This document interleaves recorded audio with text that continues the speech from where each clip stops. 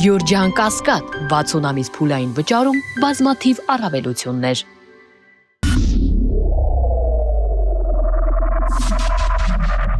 Բարի երեկո, Մեդիահաբի եթերում է Արենանը, ես Արթուր Հայրապետյանը, այսօր զրուցել եմ ուժեղ Հայաստան խմբակցության պատգամավոր Էդգար Ղազարյանի հետ, բարի երեկո։ Բարի ձեզ։ Շնորհակալ եմ հրավեր ընդունելու համար։ Պարոն Ղազարյան, պատրաստ եք առաջին նիստին։ Այնտեղ առանձնապես պատրաստվելու բան առանձնապես չկա։ Ազգային ժողովի կանոնակարգ սահմանադրական օրենքը սահմանում է այդ նիստի օրակարգը, այսինքն օրակարգը ստեղծված է արդեն իրավունքի ուժով եւ մենք պետք է այդ օրակարգի հարցերի քննարկմանը անդրադառնանք բովանդակային իմաստով, այո, պատրաստ։ Իսկ ընդհանուր պատկերացնում եք իրավիճակը ինչա տեղի ունենա։ Հա, դե մենք անփորձ մարդիկ չենք, մեզ համար, ինձ համար մասնավոր ես ճիշտ առաջին անգամ եմ պատգամավորի կարգավիճակում, բայց ինձ համար եւ խորհրդարանական գործունեությունը եւ քաղաքական գործունեությունը դա նորություն չի, ես միշտ շատ մեծ ուշադրությամբ եմ հետեւել այդ զարգացումներին։ Եվ կարծում եմ այդ իմաստով որևէ խնդիր չի։ Պարոն Ղազարյան, վեհապարը բոլոր գումարումներին, հա, ազգային ժողովի ներկայ ա եղել եւ իր օրհնությունը տվել է, հա։ Այս տարի աննախադեպ, հա, Նիկոլի ասած աննախադեպ է, որովհետեւ վեհապարը չի լինելու։ Այսպես ամեն դեպքում մամուլը այդպես գրեց, հա, հրապարակ օրաթերթը անդրադարձավ։ Եթե լավ, ասենք, եթե վեհապարը չի լինում, չի օրհնում, դա էլ ինչ ազգային ժողով։ Չէ, նախ չի կարող այդպես բան լինի, որովհետև ամենայն հայոց կաթողիկոսի եւ հանրապետության նախագահի ներկայությունը եւ ելույթի իրավունքը սահմանված է ազգային ժողովի կանոնակարգ սահմանադրական օրենքով։ Ինձ էլ են հայտնի այն մամուլի հրապարակումները, որոնք հավանաբար նաեւ դուք եք կարդացել, նույն աղբյուրներից եք հավանաբար օգտվել։ Նաեւ ես կարդացել եմ ազգային ժողովի աշխատակազմի ղեկավարի ինչ-որ մի անմիտ մեկնաբանություն, որ դա ոչ թե պարտականություն է, որ պետք է վեհապարին հրավիրել, այլ իրավունք է, առանց հասկանալու, որ այդ իրավունքը պատկանում է վեհապարին, այլ ոչ թե իրեն, աշխատակազմի ղեկավարին, այսինքն բոլոր դեպքերում պետք է վեհապարը հրավիրվի, ամեն ինչ արվի նրա պատշաճ մասնակցություն ապահովելու համար, վեհապար Հայրապետը ինքը իրավունք ունի ինքը հրաժարվի։ Այո։ Նիստին մասնակցելուց։ Դա նրա իրավունքն է, այսինքն ազգային ժողովի կանոնակարգը, որ ասում է իրավունք ունի հանդես գալ ելույթով, նշանակում է ինքը պետք է որոշի, այդ իրավունքից օգտվի թե չէ։ Բայց վեհապարը պետք է հրավիրվի։ Հիմա ասենք ամենայն հայոց կաթողիկոսը ինչ իմանա, որ օգոստոսի 2-ին ժամը 10-ին ազգային ժողովի նիստ կա։ Պետք է իրեն հրավեր ուղարկվի, ներկայացնելով նիստի օրը, ժամը, իր մասնակցությունը, որովհետև վեհապարը նախորդ նիստերին ամբողջ նիստին չի մասնակցել։ Իր ելույթից հետո, որ որոշակի այդ մասնակցությունից հետո նա հեռանում անից, այսինքն այդ ամեն ինչը նախապես պետք է տեղեկացվի նաև դիվանատանը, վեհապարի գրասենյակի, որ նա հավուր պատշաճի մասնակից եւ ազգային ժողովի աշխատակազմը եւ նիստը նախագահող պատգամավորը, իսկ արդեն հայտնի է, որ նիստը նախագահելու է տարիքով ամենաավագ պատգամավորը, առաջին անգամ հանրապետական կուսակցության համամասնական ցուցակով, մնացած 3 անգամները ՔՊ-ի համամասնական ցուցակով ընտրված Կնյազ Հասանովը եւ նա պարտավոր է հիմա որպես նախապատրաստական աշխատանքներում կապ հաստատել դիվանատան հետ, կապ հաստատել վեհապարի հետ եւ քննարկել նրա մասնակցության հարցը, այնպես որ դա իրանց պարտականությունն է, իրենք պարտավոր են դա ապահովել, որովհետեւ մենք որպես падգամավորներ իրավունք ունենք լսելու մեր սիրելի վեհապար Հայրապետի խոսքը եւ արժանալ նրա օրհնությանը եւ ոչ ոք, ոչ մի հանրային ծառայող, առավել եւս մեզնից ցածր դիրք ունեցող չի կարող խոչընդոտել մեր այդ իրավունքի իրացմանը։ Դե քանի որ մենք այս իշխանության օրոք ինչ ասես տեսել ենք, հնարավոր է որ վեհապարին չկանչեն, օրինակ ինչ որ մի տիրադավ սրբազաններից մեկին կանչեն։ Ես չեմ կարծում, որ որևէ մեկի համարձակ։ Եթե այդպես բան լինի, չի կարող նման բան լինի, նման բան անողը փորձանք կբերի իր գլխին։ Ես չեմ համենայն դեպս այդ տիրադավ ասում ենք, բայց նրանք հիմարներ չեն, այսինքն նրանք ուսյալ, գրագետ, փորձառու, եպիսկոպոսներ են կամ հոգևորականներ են, իրենք հիմար չեն, իրենք երևի հավանաբար հասկանում են, որ չեն կարող անել մի բան, որ արգելված է եւ եկեղեցու օրենքներով եւ ազգային ժողովի կանոնակարգ սահմանադրական օրենքով, այսինքն ապօրինի կարգավիճակով որևէ մեկը այնտեղ որ հայտնվի, պիտի հասկանա, որ փորձանք է բերելու իր գլխին։ Եվ ես հուսով եմ, որ այդպես մարդ չի լինի, այսինքն այնտեղ կարող է գա, նույնիսկ դա չի նախատեսում, որ ասենք վեհապարի օրհնությամբ անգամ թեկուզ ուրիշը մասնակցի, որովհետև ազգային ժողովի կանոնակարգը նախատեսվում է միայն ամենայն հայոց կաթողիկոսի, այսինքն հնարավոր չի էլի վեհապարը թեկուզ ինքը պատվիրակի օրհնի մի եպիսկոպոսի կամ ծխական քահանայի գա իր փոխարեն հանդես գա, որովհետև դա միայն վեհապարի տրված բացառիկ իրավունք է ազգային ժողովի կանոնակարգ օրենքով, այսինքն ես սպասում եմ եւ ակնկալում եմ, որ օգոստոսի 2-ին մենք կլսենք միայն ամենայն հայոց կաթողիկոսի խոսքը եւ կտեսնենք հոգեվորականներից միայն նրա ներկայությունը։ Մնացած ով որ այնտեղ հայտնվի, նորից եմ կրկնում փորձանքաբերելու իր գլխին։ Պարոն Ղազարյան, այս քանի որ շատ ծեծվեց այս մանդատների թեման, այնուամենայնիվ ես էլ տամ այդ հարցը, որովհետև ինձ էլ են անդրադառնում մարդիկ գրում են, որ պարոն Ղազարյանը, որ գա ձեզ հյուր, այդ հարցերը անպայման տվեք։ Խնդրեմ։ Ասում են, որ դուք 21-ին դեմ եք մանդատները վերցնելու, ինչպես ստացվեց, որ հիմա դուք ունեք մանդատ եւ դուք հիմա գնում եք ազգային ժողով։ Տարբերությունը ո՞րն է։ Նայեք, տարբերությունը ըստ էության այն փորձագիտական կարծիքներն է, որ այս ընթացքում դարձել է շատ լուրջ քննարկման առարկա։ Մանդատներ վերցնելու մասին որոշումը մեր դաշինքը կայացրել է ընտրություններից 1 ամիս հետո։ Այսինքն մինչ այդ մենք որևէ հայտարարություն չենք արել, չենք բացառել, որ կարող է նաև հրաժարվենք մանդատներ վերցնելու գաղափարից։ Հնարավոր է, որ վերցնենք, այսինքն այդ ընթացքում եղել են բազմաթիվ քննարկումներ, թե մասնագետների հետ, իրավագետների, քաղաքագետների հետ, թե հանրային քննարկում են կազմակերպել նաև հասարակության մեր կողմնակիցների, աջակիցների կարծիքը լսելու իմաստով։ Մի վարկած կա, որը հիմա էլ ինձ համար դեռևս տեղ ունի հնչելու, իրավունք ունի հնչելու, եւ ես 21 թվին որ ասում եմ, դրա վրա է հիմնվում, բայց ինձ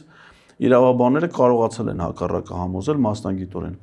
Խնդիրը այն է, որ եթե թեկուզ մեր խմբակցությունը 29 հոգին մանդատները չի վերցնում, պարլամենտում падգամավորների թիվը 101-ից պակաս է լինելու, չէ, որովհետև հիմա կա 105 падգամավոր։ Հիմա եթե լրացնելու խնդիր առաջանում։ Հիմա լրացնելու խնդիր գործնականում չի կարող առաջանալ, որովհետև ընտրական օրենսգիրքը այս պահի կարգավորումներով սահմանում է, որ կենտրոնական ընտրական հանձնաժողովն մանդատներ կարող հատկացնի միայն շեմը հաղթարած քաղաքական ուժերին, ուրիշ ոչ մեկին չի կարող հատկացնի։ Ու ես այն կարծիքին եմ եղել, հիմա էլ ունեմ այդ կարծիքը որպես մասնագիտական կարծիք մտահոգություն, որ եթե մեր խմբակցությունը 29 հոգին հրաժարվում են մանդատներից, նշանակում է падգամավորների քանակը 101-ից պակաս է լինում։ Իսկ սահմանադրությամբ գրված է, որ ազգային ժողովը կազմված է առնվազն 101 падգամավորից, եւ սահմանադրության մեջ չի ասում, որ դա պետք է լինի մանդատներ բաշխելու պահին, այլ ենթադրում է, որ բոլոր ժամանակներում պիտի լինի 101 падգամավոր, եւ եթե 101-ից պակաս է, ուրեմն դա ազգային ժողով չի։ Եթե ազգային ժողով չի, ուրեմն պետք է նոր ընտրություն լինի։ Հիմա եթե այդ գաղափարը, որը ես նորից եմ ասում, որպես մտահոգություն մինչև հիմա ունեմ որպես կարծիք եւ դրա վրա է հիմնված եղել 21 թվի կարծիքը։ Եթե դա տեղի ունենար, այսինքն այս որոշումը մեր կհանգեցներ իրավաբանորեն արտահերթ ընտրության, ուրեմն այստեղ քննարկելու հարց չկար, պետք էր միանշանակ հրաժարվել մանդատները։ Այսինքն եթե ուժեղ Հայաստանը չէր վերցնում մանդատները, ինչ էր լինում։ Հիմա ինչ են ասում այս իրավաբանները, ընդ որում փաստորեն դա է հիմնավոր կարծիքը։ Ոչ մի բան էլ չի լինում։ Այսինքն եթե ենթադրենք Հայաստան դաշինքն հրաժարվեր, ասենք որպես մեկ ընդդիմության ընդհանուր մոտեցում, խորհրդարանը կմնար ընդամենը 64 падգամավորից կազմված, 64-ն էլ ՔՊ-ից, որտես 5 տարի կգործեր։ Ու դրա նախադեպն էլ կա, այդ օրինակն էլ են բերում Վերաստանում։ Օրինակ Վերաստանում հենց տենց էլ արել են ընտրություններից հետո շեմը հաղթարած բոլոր ընդդիմադիր ուժերը հրաժարվել են մանդատներից ու դուրս էին եկել փողոցային պայքարի։ Մինչև 400,000 մարդ էր դուրս եկել Թբիլիսի փողոցներից։ Իրանց գործող նախագահն էր առաջնորդում այդ փողոցային շարժը։ Բայց ստեցան նրանք արդյունքի, այսինքն փողոցային պայքարը արդյունքի չբերեց, արտահերթ ընտրություն չեղավ։ Խորհրդանն էլ մնաց մենակ իրանց Բիձինա Իվանիշվիլի առաջնորդած իշխող Վրաստան այդ վրաստական երազանք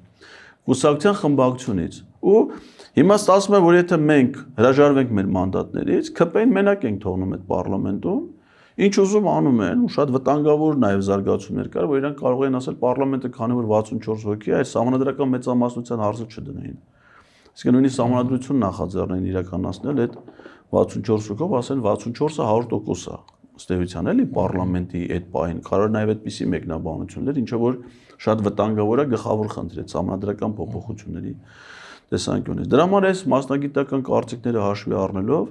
մենք որոշեցինք, որ շարունակենք մեր պայքարը այդ կարգավիճակում, որովհետև մանդատ չվերցնելը մեկը էլի կարաս չվերցես մնաց փողոցում էլի հիմա այնպես չի որ բոլորս գնում ենք պարլամենտ գնում են ընդամենը 29 հոգին, բայց ուժը Հայաստանը հազարավոր կուսակցականներից եւ աջակիցներից կազմված քաղաքական ուժ է։ Հիմա նայեք փողոցում էլ կան մարդիկ։ Մարդկանց մտահոգությունը ինչու՞մն է, հա,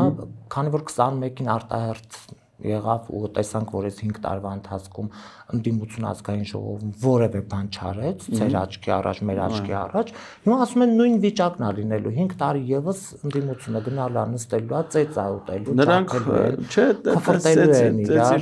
օրինակ ասում են առաջին հենց ձեզ են ծեծելու, մարդը նստած ասում է ծեծել, ուրախ ծեծելը հեշտ բան չի, ասենք բռնություն գործադրել դա հանցագործություն է, որ հիմա պատրաստ է հանցագործություն անի, թող պատրաստ լինի նաև դրա պատասխանը ստանա, իր պատիժը կրի, դրա ինչ է մարծեցել ինչ։ Պարլամենտը խոսելու տեղ է, վիճաբանության տեղ է, քննարկման տեղ է։ Այո, կա այդ մտահոգությունը ես էլ եմ կիսում, որ հնարավոր է նաև այո, որևէ արդյունքի մենք Եթե լճանակ, պարոն Ղազարյան, այնտեղ հասկանաք, որ չեք կարող ոչինչ անել, ինչ պիտի անեք։ Մանդատները վայր կդնեք։ Դե ցանկալ այդ որոշումը հենց այդ է ուզում ասեմ, ձեր հարցը զարգացնելը, որ մանդատից հրաժարվելու որոշումը ցանկացած պահի կարելի է կայացնել, այսինքն պարտադիր չի այն անել ընտրական գործընթացի անմիջապես ավարտից հետո։ Չդառնա մանդատը ուղղակի ինքնանպատ։ Կարա մի տարի հետո էլ լինի, կարա 2 տարի հետո լինի, այսինքն հիմա պետք է փորձել հնարավորինս արդյունավետ այդ գործիքակազմը օգտագործել։ Այո, կա այդ մտահոգությունը, որ կարա այդ աշխատանքը մեր առանձնապես արդյունք չտա, ինչպես չի տվել նախորդը։ Եվ այդ մտահոգությունը ինչով է հիմնավոր, որ մենք միևնույն է մեծամասնություն չենք, մեծամասնությունը իրենք են այդ ընտրախախտումների, մանդատագողության, այդ ամեն ինչի զանգվածային ընտրակաշառքի, որ բաժանեցին այդ ամեն ինչի հետևանքով իրենք հիմա մեծամասնություն են, նույնիսկ 3/5 ունեն ԲՀԿ-ից այդ 60,000 ձայնը գողանալուց հետո։ Այդ պայմաններում այո, մեր իրավական կարգավիճակը մեզ թույլ չի տալի մեծ հավակնություններ ունենալ, այսինքն պետք է մարդիկ մենք ազնիվ ենք մեր ժողովրդի հետ, այսինքն մենք չենք կարող ասենք մենք գնալու ենք էս անենք, ո՞ս պիտի անես։ Եթե մեծամասնություն չունես, իրենք բոլոր որոշումները կայացնելու են, ինչ պիտի անես, չէ՞։ Բայց կա բաներ, որ կարաս անես, այսինքն այն ինչ որ հնարավոր է անել, պետք է այդ գործիքակազմը լիարժեք կերպով օգտագործել։ Եվ ինչ է հայտարարել Սամվել Կարապետյանը եւ Նարեկը Կարապետյան, որ մենք չենք բացառում նաև հասարակական տրամադրությունների գեներացումը փողոցային պայքարի գործողություններով եւ այդ ժամանակ արդեն կհամադրվի եւ փողոցային շարժումը եւ պարլամենտական գործունեությունը եւ միայն այդ դեպքում է հնարավոր ակնկալել իրական արդյունքներ։ Երևի դուք եք նկատել, ես նկատել եմ դա, որ ընտրություններից հետո կա որոշակի հիասթափություն մեր հասարակության մեջ եւ այդ մանդատներից հրաժարվելու պահանջը գաղափարը ովքեր որ ունեն, նաև ես կարծում եմ այդ հիասթափության հետևանքները քան ավելի շատ հիմնավորումների, էլի թե ինչից դրանից հրաժարվել, որովհետեւ մարդիկ ոնց որ վերջին հույս ունեին էլ որ ընտրությունով գոնե հնարավոր կլինի։ Դա ասում ենք մենք մանդատ ենք տվել, որպեսզի իշխանափոխություն դուք եք խոստացել եք։ Հիմա եթե ասենք թե մենք մեր մանդատից հրաժարվելը հեշտ է, բայց ասենք մեզ մանդատ են տվել, որ ոչ թե մենք հրաժարական տանք, այլ մենք հասնենք Նիկոլ Փաշինյանի հեռացմանը, չէ՞։ Մեր հրաժարականը հեշտ է։ Հիմա մենք կարանք հրաժարական տանք, իրաց թողնենք մենակ։ Իսկ իրանը դե մենակ թողնել նշանակում է 5 տարի երաշխավորել, որ ինքը չի հեռանալու իշխանությունից, այսինքն չի հիմնավոր, նորից եմ ասում, հիասթափություն, անէմոցիոնալ որոշակի բանի դրսևորում է այդ պահանջը, բայց քաղաքականապես եւ իրավաբանորեն դեռևս լավ հիմնավորված չի։ Բայց սա նորից եմ ասում, հիասթափության հետևանք է։ Հիմա մենք խնդիր ունենք, ես տենց եմ պատկերացնում, որ մեր խորհրդարանական գործունեությունը պետքա փորձի վերականգնել մարդկանց տրամադրությունները, որովհետև ի վերջո մենք ունենք փաշ, չէ, անգամ այդ ընտրախախտումների, անգամ այդ զանգվածային վարչական ռեսուրսի կիրառման, ընտրակաշառքի եւ այլ տիպի ընտրախախտումների հետևանքով իրանք նույնիսկ 50% չեն հավաքել, չէ, 45%, այսինքն հասարակության մեծամասնությունը չասեմ, որ ընտրողների ընտրական իրավունքի 29% ունեցողներն են կողմ քվեարկել։ Իրանք հանգիստ են, պարոն Ղազարյան, իրանք ասում են եւ նաեւ այս կուլիսային իրենց քննարկումների մեջ կան, ասում են ուժեղներից մենք 5-6-7 հոգի կարողանանք վերել։ Իրանք տենց ասում են, բայց չեն մտածում, որ օրինակ 21-ին ոնց մենք գիտեինք, օրինակ ես օրինակ գիտեի Գեգամ Նազարյանը, որ գնալու է իրանց դաշտ։ Գեգամ Նազարյանին գիտենք, Իշխան Զաքարյանին գիտենք, բայց Հովիկ Աղազյանին ու Հակոբ Ասլանյանին գիտենք, որ իրենց խմբակցությունից է դուրս եկել, չէ։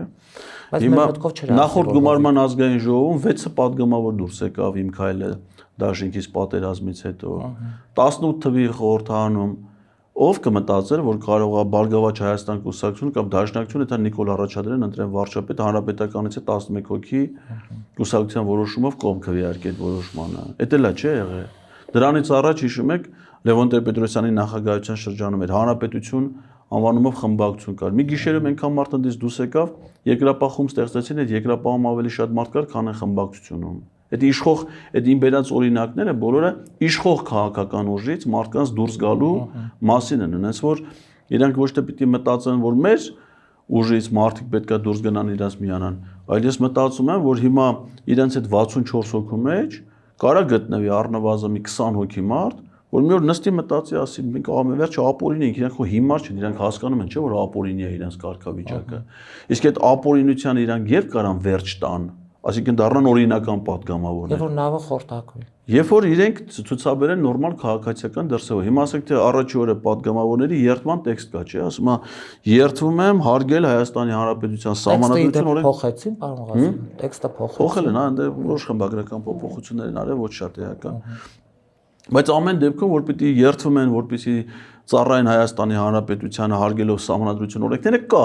Երկու խմբագրության մեջ էլ կա։ Այնտեղ գրած չի երթվում եմ ծառայել Նիկոլ Փաշինյանին։ Այնտեղ գրած է որ երթվում եմ ծառայել Հայաստանի սահմանադրությանը եւ օրենքներին։ Հիմա մենք կարանք, չէ,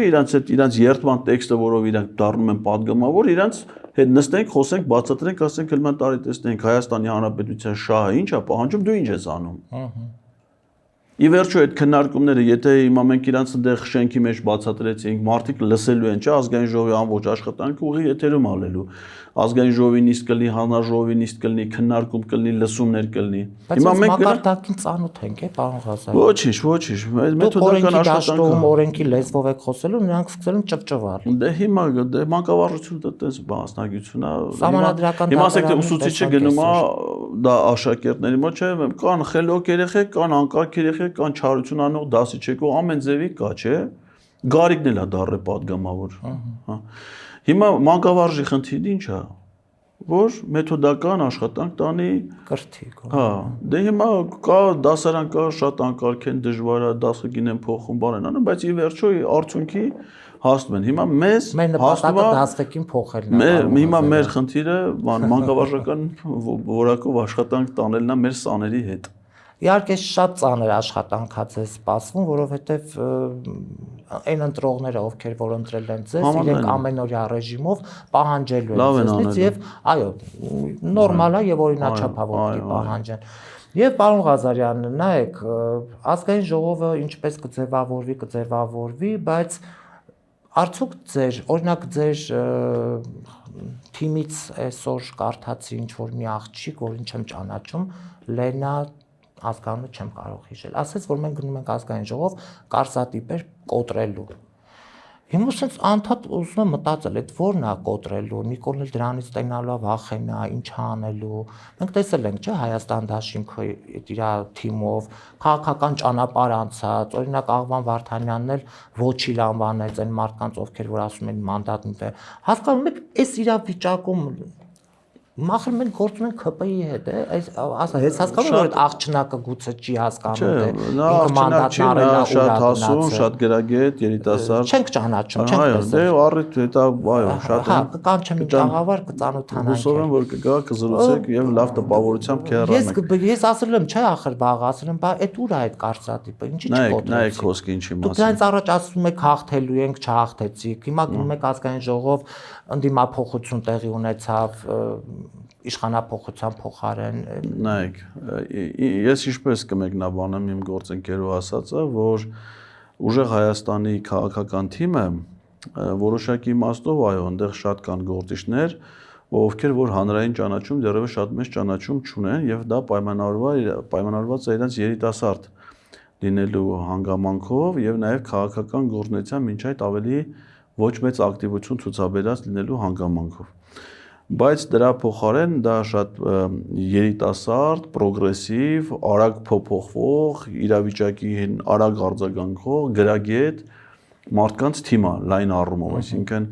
հիմնականում նրանք շատ բանիմաց, ուսյալ, կազմակերպված, շատ նվիրված իրենց գաղափարներին, գործին, պայքարի արդեն բովով անցած երիտասարդներ են Եվ թերևս կարծատրի փոխելը հենց այդ իմաստը մեկնաբանություն ունի, որ կփոխվի նաև խորհրդանի падգամավորի ընդդիմադիր գործի նկատմամբ մինչ այդ ունեցած հասարակական պատկերացումները։ Դա պետք չի ծայրահեղական անցալել են իմաստով, որ հեսա մեր հասարակական կյանքը մեր ազգային ժողով գնալով փոխվելու է, այտենց չի լինելու, որովհետև իսկ թե ԿՊ-ն ընդեղ ինչ է, ովքեր են ինչ են, դրանց քիչ ուշադրություն դարձրեք, էլի, այսինքն մեզ այդ խմբավորումից հետաքրքիր են միայն այն մարդիկ, ովքեր պատրաստ են իրենց կարգավիճակին որակական փոփոխություն հաղորդել եւ ապօրինի այնտեղ գտնվողների փոխարեն դառնալ օրինական падգամավորներ։ Այդ ամբողջ խմբավորումից մեզ միայն նրանք են հետաքրքիր։ Մնացած անդե ասենք թե Տրթատը ինչ է անում, կամ չգիտեմ Ռուբինյան կա անդե Վահագ Ալեքսյան, հիմա ասենք խո մենք չենք տալու խելքներս տանք Վահագ Ալեքսյանին, չէ՞, ասենք իմ համար ինչ տարբերություն, նա անդեղ չի, շան հետ է եկե կաուտ մեկ կաուտա պահում, մեկ շունա պահում, մեկ ինչ անում։ Իմ ինչ խնդիրն է դրանք ընդե կան, չկան, ինչով են զբաղվում։ Ի վերջո սահմանադրությամբ ասում է, որ յուրաքանչյուր падգամավոր առանձին վերցրած ներկայացնում է ողջ ժողովրդին, կաշկանդված չի հրամայական մանդատով իր սեփական խղճով համոզմունքներով գործում, այսինքն մենք գնում ենք ընդեղից մեր ժողովրդի հետ աշխատելու եւ մեր ժողովրդին ծառայելու։ Այդ է մեր խնդիրը եւ կարծատի փոխելը ես պատկերացնում եմ, որ նորարարական որոշակի մոտեցումներ, նոր ոճ կներդրվի քաղաքական օրինակ տեսեք Նարեկը Կարապետյան, չէ, կարճ ժամանակահատվածում կարողացավ ժողովրդի մոտ մեծ սեր հարգանք վայել։ Նարեկը խո քաղաքական գործիչ չէր, չէ։ Ու երիտասարդ, կազմակերպված, շատ խելացի երիտասարդ, որ բիզնեսով է զբաղվում մինչև հիմա։ Բայց տեսեք օրինակը մեկի այդ մի նախադասությունը։ Կարճ ժամանակահատված բանավեճի ժամանակ լիքը բան փոխեց։ Մենակ այդ բանավեճը չէ, ամբողջ քարոզարշավի ընթացքում մարդկանց աչքի առջև ինչքան արագն է ուղղակի բիզնեսի ոլորտում երիտասարդ գործիչ վերածվեց նաև շատ պատրաստված համարձակ խոսքով, տրամաբանված խոսքով, ճիշտ դատողություններով քաղաքական գործի։ Այ կարծրատիպ փոխելը նաև ես այդ իմաստով եմ հասկանում։ Տեսեք հիմա մենք մի նորարարական մոտեցում ենք բերել քաղաքական դաշտ, չէ՞, հետընտրական մեր հանդիպումները։ Ասենք որ կարճ ժամանակ, իսկ մանդատները հələ ազգային ժողովի նիստը դեռ չի սկսել, մենք գրեթե ամբողջ խմբակցության падգամավորներով մարզեր ենք այցելում։ Այցելում ենք մարզեր, այն խնդիրները, որոնք նախընտրական շրջանում բարձրացվել են, հատկապես այն համայնքներում, որտեղ ժողովուրդը մեզ վստահել աջակցություն է ցուցաբերել, ինչ խնդիրներ, որ մենք որպես նախընտրական ծրագրի խնդիրներ դրել ենք, լոկալ մասշտաբով այդ խնդիրները լուծում ենք։ Օրինակ սա կարծրատիպ փոխելա թե չէ։ Այդ լավ է, պարոն Ղազարյան։ Իհարկե լավ է, իշխանության գործն եք անում։ Բայց թե պետությունը իշխանություն չունի, իշխանությունը մենք ենք։ Հիմա դուք ասում եք, որ իշխանությունը հիմա ուժեղ Հայաստանն է, իրական ժողովրդի իշխանությունը ուժեղ Հայաստանն է։ Եվ մենք այո, իրական ասում ենք պետության ֆունկցիան Նարեկ Կարապետյան այսօր փաստացի կարելի է մտածել որ Սամվել Կարապետյանը վարչապետ է, Նարեկ Կարապետյանը փոխվարչապետ է փաստացի։ Գնում եք ասենք գյուղատնտեսության համայնքային խնդիրները հիմա նայեք դրա ինչ է, բայց մենք որպես падգամավոր նայեք բյուջե վերահսկելու հնարավորություն ենք, չէ՞։ Հələ թողնած բերենք 27 թվականի բյուջեն, թողնած բերենք 26-ի բյուջետի այն հաշվը։ Մենք ինչա կանգնել ենք նայենք տենանք դրանք մեր պետության փողերը ոնց են ծախսել, ամեն կոպեկի համար դրանք պիտի մեզ պատասխան տան։ Մեր պետական բյուջեի մյուսը 27 թվականի ծրագրերը այնպես պիտի լինի, ոնց որ մենք ենք առաջարկելու։ Ըստ մենք էլ ինչի վրա ենք առաջարկել։ Խո մենք իրանց նման անձնական շահերով չենք առաջնորդվելու։ Սա տների ավտոների տերեր են դառել այս 5 տարվա ընթացքում։ Մենք այսպես գնալու ենք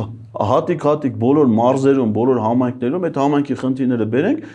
ասենք այս խնդիրները պիտի մեր բյուջեով լուծումներ ստանան։ Հենց այդ ենք մենք պատկերացնում որպես կարծրատիպ փոխելու մոտեցում։ Այս ազգային ժողովը երկար կյանք կունենա, պարոն Ղազարյան։ Ես հուսով եմ, որ կունենա, իմ հույսն է, որ Նիկոլ Փաշինյանի պաշտոնավարումը պիտի երկար կյանք չունենա, այսինքն ազգային ժողովը պիտի վարչապետին հեռացնի եւ ընտրի նոր վարչապետ ու շարունակի գործել ընդհանրապես արտահերթ ընտրությունները դրանք երկրի կյանքում պետք չի դիտարկել որպես դրական երևույթ, որովհետև դա հասարակական հարաբերություններում միշտ լարվածություն է ստեղծում եւ այն սահմանադրական օրինաչափությունը, որ ընտրությունը պետք է լինի 5 տարի մեկ, պետք է փորձել դա պահել, այսինքն մեր խնդիրը պետք է լինի ոչ թե ազգային ժողովի լուծարումը, այլ կառավարության փոփոխությունը։ Ես եթե այս ազգային ժողովը իր մեջ ուժ գտնի եւ այս վարչապետին հեռացնի, դրա փոխարեն ընտրի նոր կառավարություն, նոր վարչապետ, կարա նաև պաշտոնավարի իր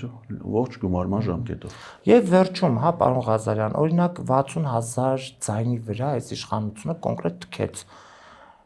Եթե օրինակ ստացվեր այնպես ինքը նաև ասում էր, չէ, երրագլուխներին պետքա բոլորին սպանել, վերացնել։ Ստացվեց, որ միակ երրագլուխը փաստորեն Ծառուկյանն էր, մինչ օրս ունես զրկումա, այտենց օրեկան ինչ որ մի հատ գործ։ Ծառուկյանը երրագլուխ չի, երրագլուխը ինքն է, Ալիևը եւ Էրդողանը։ Լավ, այդ վերաբերում էր Սամվել Կարապետյանին, Ծառուկյանին եւ Քոչարյանին, կարծում եմ, չէ, երրագլուխները։ Այս տպարակայում օրինակ Քոչարյանը ինչու է այսպես, համ ազատ շրջում է, համ իր ունեցվածքը կա, Հայաստան դաշինքն էլ մանդատներ ստացավ։ Ես կարծում եմ, որ Քոչարյանը Աղվան Վարդանյանը 7 սրոկ նոմա նստի էլի։ Քոչարյանը ազատ շրջում է, որովհետև իմ կարծիքով նա պետք է ազատ շրջի, որովհետև նա ոչ մի հանցանք չի գործել, կարծում եմ, որ պետք է ազատ շրջի նաև Ծառուկյանը, որովհետև այն ինչի մեջ որ նրան մեղադրում են, նա էլ այդ մեղքը չի գործել եւ նրա նկատմամբ ինչ որ կատարում է, դա հանիրավի է եւ միակ մարդը, որ պետք է այսօր բանտում ունի, դա Նիկոլ Փաշինյանն է։ Միայն նա է արժանի այսօր մեր ժողովրդի, մեր պետության դեմ գործած իր մեղքերի, իր հանցանքների համար։ Այսինքն օրենքներն ու բանը հրաման տվող ինքնա, ինքը տենց ում ուզի, ոնց ուզի։ Դե դա անփիլատրելի է, այսինքն նա պետք է լինի բանտում, այլ ոչ թե այն մարդիկ, ովքեր որ ժամանակի ընթացքում նորմալ ծառայություններ են մատուցել իրենց պետության։ Նարեկ Կարապետյանի գործը ինչ եղավ, ինչու գրավով որոշեցին։ Դե Նարեկ Կարապետյանը արել, որ գրավով։ Ախ Նարեկը ինչ կարանի, այո, Նարեկի պես ազնիվ բարեխիղճ մարդ դժվար է պատկերացնել։ Օրինակ թողեցին, օրինակ գար հասներ մանդատ վերցնելու, պահին նոր որոշեին։ Եթե մարդը հանցանք է գործել, ինչ գործ ուներ։ Իսկ թվում է բաններ, այդ կոմբայններ։ Հա։ Մենք գնացինք Ստեփանավան, եկանք մի անգամից ասենք, իրանք նաև տենում են, չէ՞, ժողովուրդն էլ է, չէ՞, տենում, թե խնդիրների լուծումը ինչ որակ եւ արագություն կա։ Ինքը միլիարդավոր դրամներ ծախսում են դպրոց, մի դպրոց չեն կարող վերանալ, ինքն է հետում ասում բասկետբոլի վահանակը, չգիտեմ, դուշը փոքրում տալիս այն նախարարի զուգարանի բաճոկի ջուրա քաշում բան ասում չեն կարող սարքենք, չէ՞։ Ինքը միլիարդների մեջ չի կարող անի։ Նարեկ Կարապետյանը, որ ոչ մի իշխանական լիազորություն չունի, 5 շաբթի օր հետո Ստեփանավան, 2 շաբթի օր կոմբայն առնումա ուղարկում է այդ համայնք։ Ինք տենում է, չէ՞, թե ինչ արագությամբ է։ Արդեն հանրային տրանսպորտը այդ համայնքում այժմ խոստացել ենք, որ պիտի անվճար տրանսպորտ աշխատի մի շարք բնակավայրերի եւ Ստեփանավան համայնքային կենտրոնի միջեւ, արդեն դա աշխատում է։ 5-րդ երեխայի ունեցող ընտանիքին, որ պիտի տուն հատկացնեն, արդեն ընտանիք կա, որ ունի իր 6-րդ երեխան եւ դիմել են այդ դրա առաջիկայում նրանց բնակիչին, իրանք նաեւ տեսնում են, չէ, որ մարդիկ կան, թիմ կա, որը նաեւ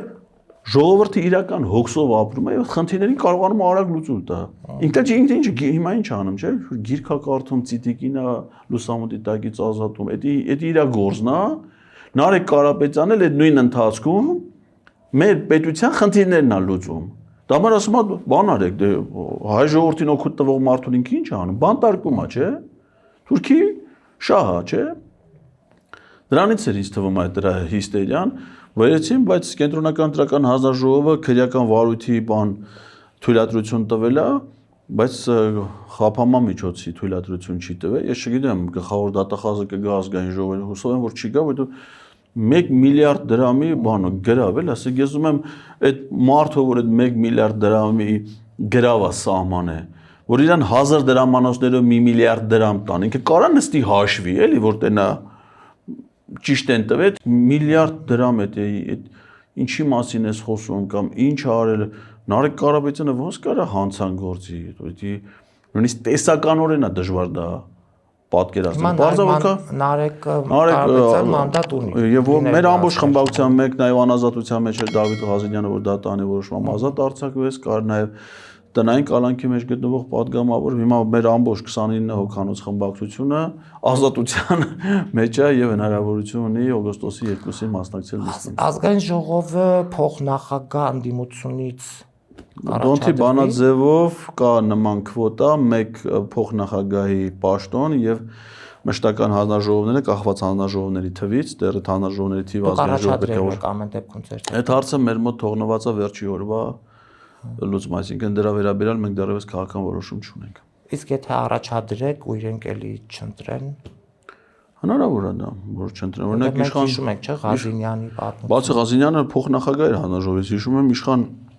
Սաղաթելյանը 2 անգամ չընտրեցին, 3-րդ անգամ էլ ստիպված ընտրեցին, որովհետև եթե չէին ընտրում այն ժամանակ, որը չէին կարող անցնել օրակարգի հաջորդ հարցին։ Հիմա այս ընթացքում հուլիս ամսին ազգային ժողովի կանոնակարգում իրանք փոփոխություն են արել, որը հնարավորություն է տալի պաշտոնում չընտրվելու դեպքում անցնել օրակարգի հաջորդ հարցին։ Ես մտածում եմ, որ հնարավոր է, որ իրանք դա արել են անդիմության կողմից, եթե առաջադրում լինի, նաև չընտրելու համար եւ անցնելու օրակարգի հաջորդ հարցը։ Սրանցից ամեն վատ բան, այսինքն այո, ինչքան վատ բան կա, այդ բոլոր վատ բաները իրանցից կարելի է սпасել։ Լավ բան չի կարելի սпасել, այսինքն օրինակ տեսեք մեր զրույցը ինչի սկսեցինք, չէ՞, որ պիտի վեհապար հայրապետը մասնակցի ազգային ժողովի, դա կանոնակարգով է, դա օրենքով է, դա ավանդույթով է, չէ՞։ Բայց քանի որ դա լավ բան է, մենք չենք սպասում, որ իրան կարողանա բան։ Բայց հիմա մտածում ենք, ասում ենք, սրանք ինչ վատ բան կարան անեն։ Կարան կաթողիկոսին չկանչեն, կաթողիկոսի փոխարեն տիրադավ կանչեն, տիրադավը չգա, այն սյոպային կանչեն, այն հովանավանքից, չգիտեմ, ուրիշ բան անեն, քարով խփեն, չէ՞, դուք եթե ասում կռիվ անեն, մարդ, այսինքն սրանց հետ կապված բոլոր վատ բաները մենք մտածում ենք, բայց ոչ մի անգամ չենք մտածում, որ սրանք կարող է օրինավոր կարգով, ավանդույթով Դրա համար մարդիկ անհանգստանում են ձեր մասին, ասում են առաջին նիստը եթե չէ, երկրորդ նիստին Էդգար Ղազարյանին կծեցը։ Ղալատ կանեն։ Մեզ ամեն դեպքում հետաքրքիր ազգային ժողով է սպասվում։ Ինձ թվում է երևի այս գումարմանն էլ ես հավատարմագրվեմ կամ ազգային ժողով։ Համեցեք ավելի շուշուտ կան։ Ականատեսնումը կան լինեմ։ Շնորհակալ եմ զրույցին, պարոն Ղազարյան։ Կհանդիպենք։